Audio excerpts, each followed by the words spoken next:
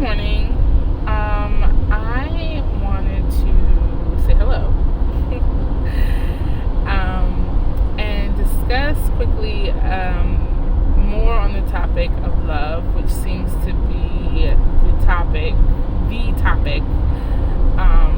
that I want to talk about.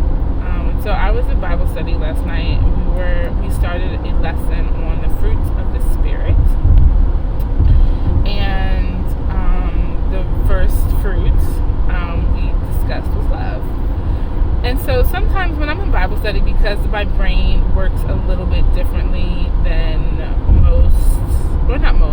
than a lot of the folks that are religiously minded that are around me, I sometimes just feel like I'm talking crazy talk, or people think I'm talking crazy talk.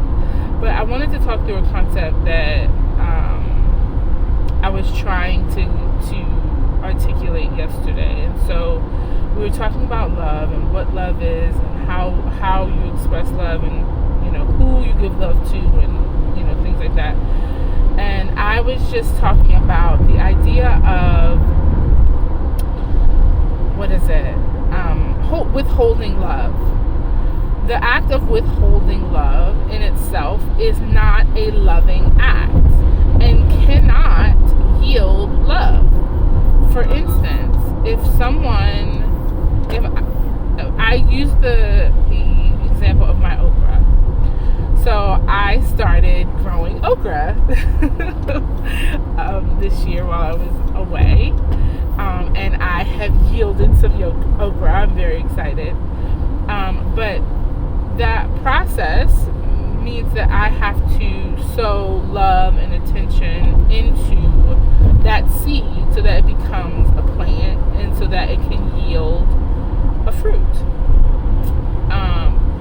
And so if my okra plant is not growing and not responding to my love and attention the way that I want it to, me saying, well, I'm not going to water it anymore. I'm not going to water it. I'm not going to go outside and talk to it. I'm not going to pay any attention. I'm not going to make sure it gets sunlight. I'm going to just say, it's not doing what I want it to do. I'm not giving any more attention to it. I'm withholding my love.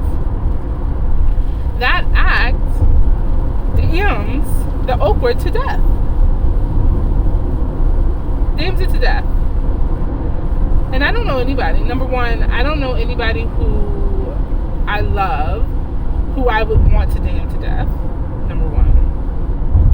And number two, my love literally is the catalyst for it to grow.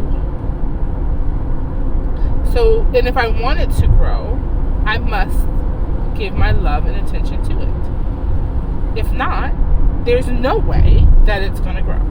None. So I have this okra plant. It's not growing. I want it to grow. I'm giving it love. The love that I'm giving it is not yielding growth. Instead of me stopping and withholding that love, I must then adjust, research, study, get curious about what I can do in love and attention and affection and energy to get my okra to grow. This year for me, I realized I've never had a green thumb. I've tried multiple times, but for whatever reason, I know exactly why. But for this season, I have been able to yield a harvest, tiny harvest. So okra and tomatoes is my favorite, by the way. With a little bit of beans in them. Don't ask, it's delicious. Don't judge. But okra, tomatoes, what else? I had a tiny cucumber, an eggplant. What else? Some wild onions, some other things that I've grown. A couple of flowers, very nice flowers. So yeah, I've been able to to grow this season because when things weren't growing, I was talking to other people. I talked to my grandmother, and she said, put some sugar in your water. And I did that. And they grew. Things started to grow and pop.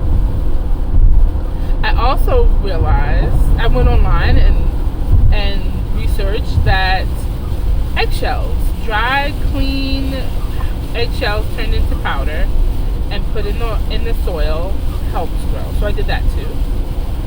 I also found out that vinegar, water helps with root rot, so I did that as well. And then one day I forgot to go out there, but it rained, and I realized that the day after it rained, my plants looked healthier and brighter and happier. So I started to collect rainwater and water my plants with the rainwater. All of this is work. All of this is trial and error. All of this is commitment. I never gave up. I never said nothing I'm doing is working. Forget it. My okra's not doing what I want it to do. I'm going to find something else to do. I committed to my plants. And I got a yield. And so for me, when you take that into, I guess, like human one-to-one relationships, whether they be family, friends, lovers, or whatever, partners,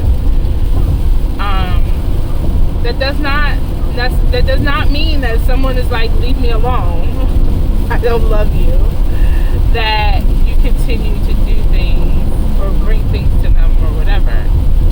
It means, but it also doesn't mean that you have to withhold your love from them. You can simply find a better way to love them that doesn't involve them because they're not ready. They're not interested. And they may never be, right? And so, in those cases, love can be praying for that person. Love can be sending positive intentions, giving them space, giving them patience, giving them time. Love can be loving yourself and turning that love into yourself, right? But it doesn't have to turn into, oh, this person doesn't love me, I hate them, or this person doesn't love me, there's something wrong with me, right?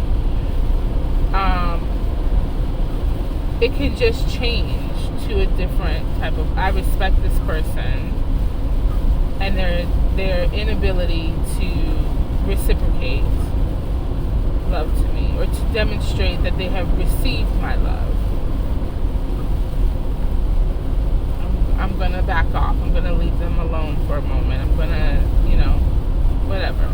But not withholding, if that makes sense. You can still have loving feelings for someone without having to express it outwardly or put pressure on them to reciprocate.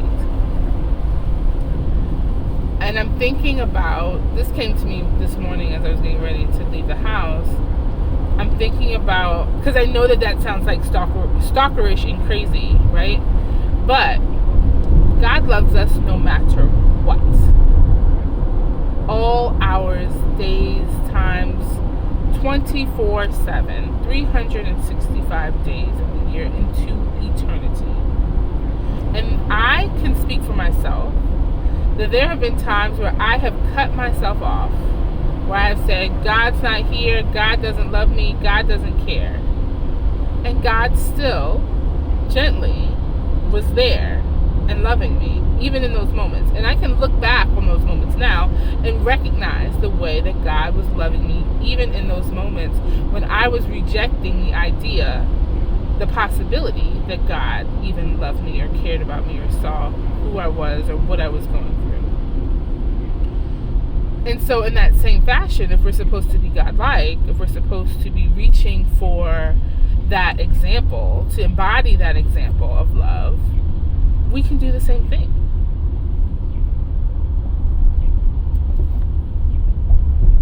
We can do the same thing. So that's what I have. As a parent, right? Like, your kids, at some point, I've heard my kids love me all the way around, but at some point your kids are going to be like, ugh, can't stand you, I hate you. Ugh. Do you stop loving them? No. It hurts, so you take care of yourself so that you don't lash out, right? And then you give them space. You continue to give them patience. You continue to gently be there for them. You're open. You surrender. So for me, you cannot have actual love, real love, without an element of vulnerability, surrender, faith, commitment.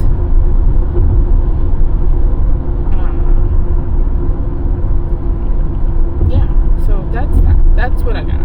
I think. Yeah, that's what I got. I think that's it. Anyway, I love you, but God loves you so much more. I hope that whomever finds this, whenever you find it, you find something that you can glean from it, and it comes in the right time.